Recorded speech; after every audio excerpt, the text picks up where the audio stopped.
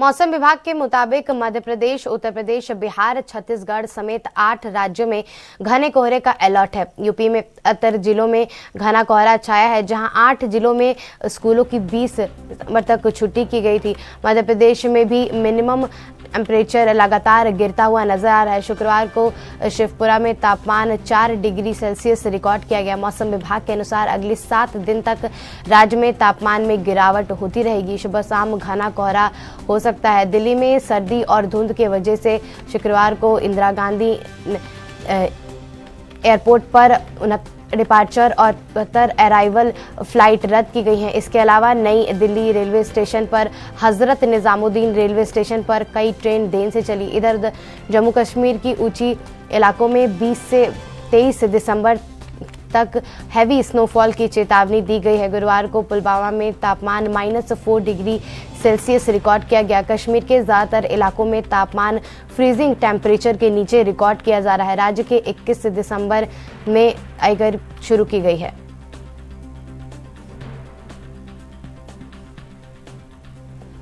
और आपको बता दें कि पूरे देश में अलग अलग प्रदेशों में और अलग अलग हिस्सों में ठंड की मार जो है वो झेलते हुए नजर आ रही है जनता, जिसको लेकर मध्य प्रदेश, उत्तर प्रदेश, बिहार, छत्तीसगढ़ समेत 8 राज्यों में ठंड जो है वो लगातार बढ़ती हुई नज़र आ रही है पूरे देश में, जिसको लेकर 20 दिसंबर तक छुट्टियां भी जो हैं स्कूल की वो जो है की गई थी, जिसको लेकर मिनिमम टेम्परेचर जो है वो घटता हुआ नज़र आ रहा है, जिसको लेकर तमाम कदम उठाती हुई नज़र आ रही है सरकार। स्कूली बच्चों की छुट्टियां जो है वो की जा रही हैं।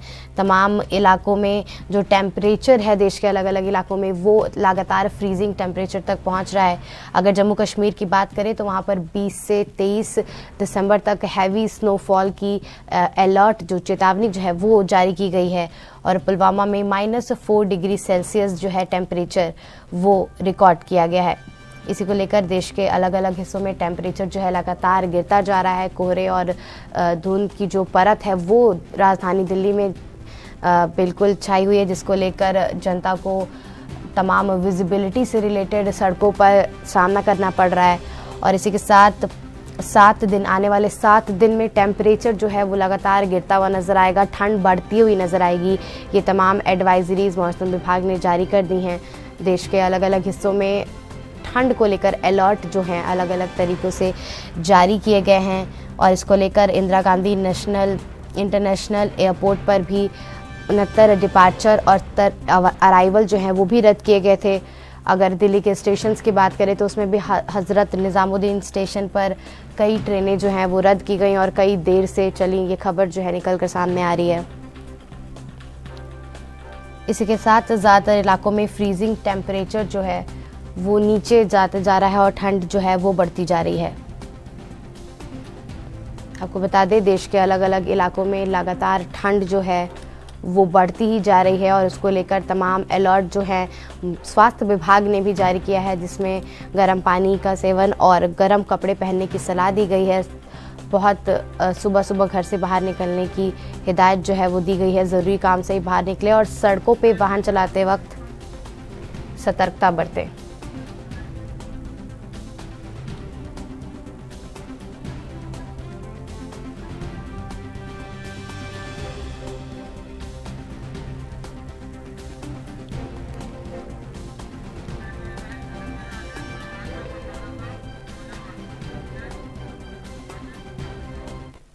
और इस पर तमाम जानकारी के लिए हमारे संवाददाता राजेश प्रभाकर जो हैं वो जुड़ गए हैं। राजेश, क्या तमाम जानकारी है देश के अलग अलग राज्यों में जिस तरीके से ठंड जो है वो बढ़ती हुई नजर आ रही है उसको लेकर?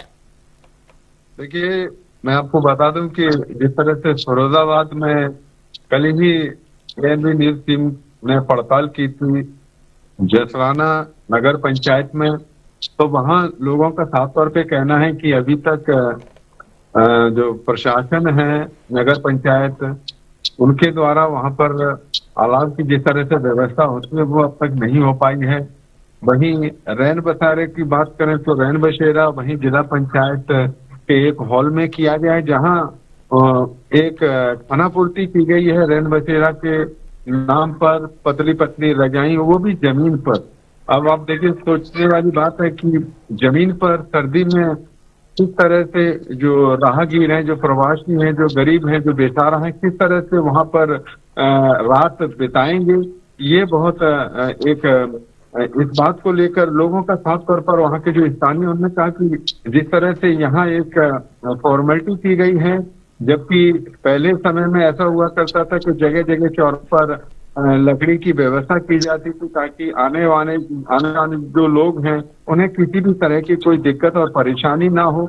लेकिन हाल ही में ऐसा कुछ देखने को नहीं मिला। कहीं कोई भी जिस तरह से ठंड से, शीत के लहर से बचाव के कोई भी इंतजामात जिसको पुख्ता नजर नहीं आए। जी राजेश, अगर हम मुख्य तौर पर फिरोजाबाद की भी बात करें तो क्या सरकार और प्रशासन किसी भी तरीके से जो रैन बसेरे हैं उसको लेकर काम करते हुए नहीं नजर आ रही है?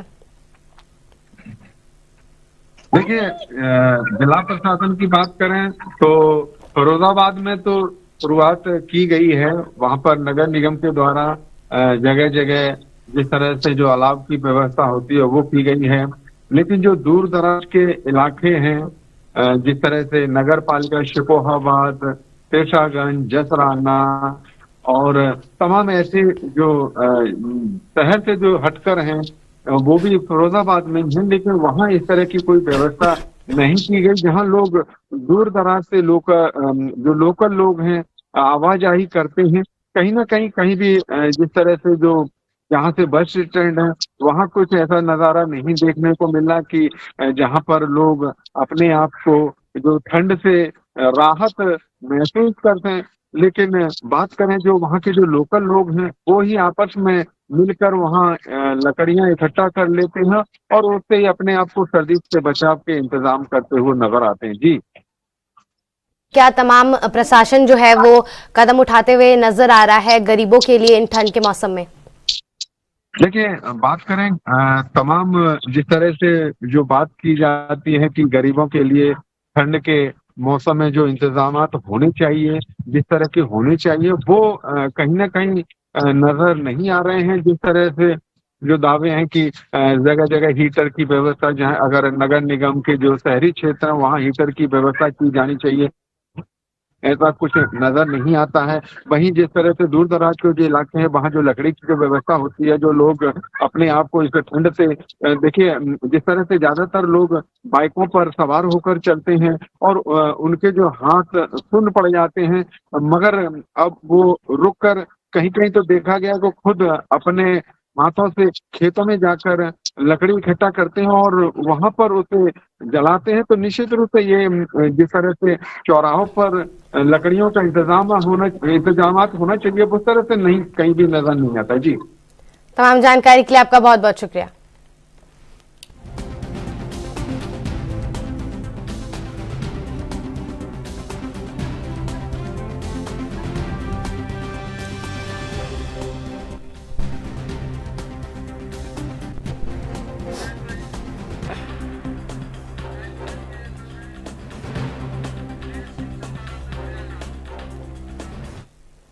और इस पर तमाम जानकारी के लिए हमारे संवाददाता अखिलेश सिंह जो हैं वो प्रयागराज से जुड़ रहे हैं। अखिलेश, जिस तरीके से मौसम में ठंड की बढ़ोतरी होती हुई नजर आ रही है, क्या तमाम कदम उठा रही है प्रयागराज में प्रशासन के द्वारा, क्या तमाम कदम जो है वो उठाए गए हैं? जो बता दें कि जिस तरह से जो है प्रयागराज में फिलहाल 3 दिन पहले से जो ठंड का अलर्ट है वो अभी लगातार जारी है। कल शाम को मौसम विभाग ने फिर से अलर्ट जारी किया है और इस बार जो मौसम विभाग ने अलर्ट जारी किया हुआ है, कल रात में जो कोहरे की जो संभावनाएं थी कि कल रात में 8 बजे से लेकर के आज दिनांक 20 तारीख को रात 8 बजे तक जो है जो मौसम में जो बदलाव देखने को मिल रहा है कि सर्द हवाएं लगातार चलेंगी और जो कोहरा है वो घना से भी घना कोहरा यहाँ पर रहेगा। अभी भी प्रयागराज में जो घना कोहरा है वो अभी भी है। फिलहाल अभी कोहरा छटना शुरू हुआ है पर कोहरे की जो स्थिति है, जो मौसम की जो स्थिति है वो लगातार दिन भर रहने वाली है। जो सर्द हवाएं हैं लगातार चल रही है और अगर बात की टेम्परेचर की, जो टेम्परेचर है रात में टेम्परेचर लगभग 8 के नीचे आ चुका है और अभी सुबह की बात की जो टेम्परेचर है वो लगभग 11 से 12 डिग्री सेल्सियस का है और दिन में भी जो मौसम है वो भी हवाओं के साथ ही ठंड रहने वाला। तो कहीं ना कहीं जो है जो ठंड है लगातार 3-4 दिन से प्रयागराज में भी इसका असर बहुत ज्यादा देखने को मिल रहा है। जी, तो अगर ठंड की बात करें उसको लेकर जो रैन बसेरे हैं उनको लेकर जो कदम उठाए जाते हैं, जो जिनके पास घर नहीं है, जो बेसहारा लोग हैं, और ट्रैफिक में भी जो विजिबिलिटी कम हुई नजर आती है ठंड की वजह से, कोहरे की वजह से, उसको लेकर क्या तमाम कदम उठाए गए? कि जिस तरह से अगर देखा जाए तो ठंड जिस तरह से लगातार बढ़ती चली आ रही है, और अगर बात की जाए प्रशासन की, तो प्रशासन ने यहाँ पर पूरी तैयारियां की हुई है। जो रैन बसेरे हैं वो बनाए गए हैं प्रयागराज के शहर के अंदर।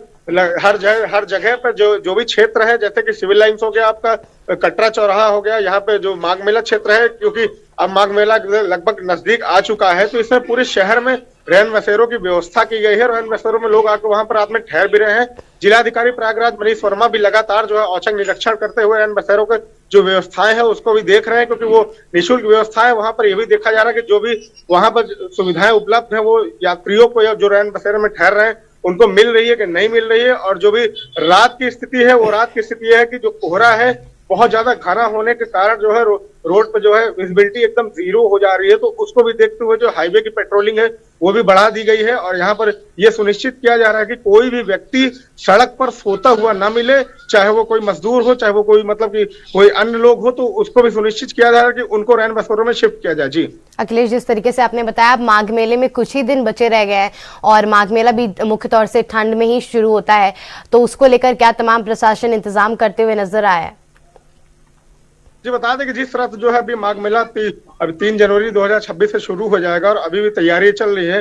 अगर ठंड की बात की जाए तो हर साल की तरह माघ मेले में भी जो है ठंड की व्यवस्था की गई। वहां पर जो है जो अलाव है, अलाव की व्यवस्था की गई। हर कैंपों में अलाव की लकड़ियां दी जाती हैं और वहां प्रशासन के द्वारा भी जलाई जाती हैं। और जो कैंप्स बनते हैं, जहां पर जो कहा जाता है कि टेंट की सिटी बनती है, तो वहां पे पहले से ही टेंट ऐसे बनाए जाते हैं कि अंदर से वो गर्म रहे, बाहर में जो मौसम है वो भी जो है उसको लोग जो एडजस्ट करते हैं। वहां पे अलाव की सुविधा दी जाती है ताकि वो अलाव वहां पे जला करके वहां पे जो है अपना दिन काट सके, क्योंकि माघ मेले में लगभग 1 महीने तक लोग यहाँ पर आकर के कल्पवास कर मेले का नियम रहता है माघ महीने में कि लोग यहाँ पे कल्पवास करके यहाँ पे जो है अपना गंगा जी में स्नान करते हैं। रोज सुबह स्नान करने आते हैं, उसके बाद यहाँ पे ठहरते हैं। तो जो प्रशासन ने जो व्यवस्था की है कि उनका भी ये सुनिश्चित किया गया है कि जो भी यहाँ पर श्रद्धालु आते हैं, जो भी यहाँ पर रात में 1 महीने के लिए कल्पवास करने के लिए आते हैं, उनको कोई सुविधा न होने पाए, उनकी पूरी तरह से सुविधा दी गई है। उनको जो है टेंट की सुविधा दी गई है, उसमें रहने की व्यवस्था है, उसमें जो है उनको रजाई गद्दे दिए गए हैं और अलाव की भी व्यवस्था की गई है। जी ठीक, अखिलेश, तमाम जानकारी के लिए आपका बहुत बहुत शुक्रिया।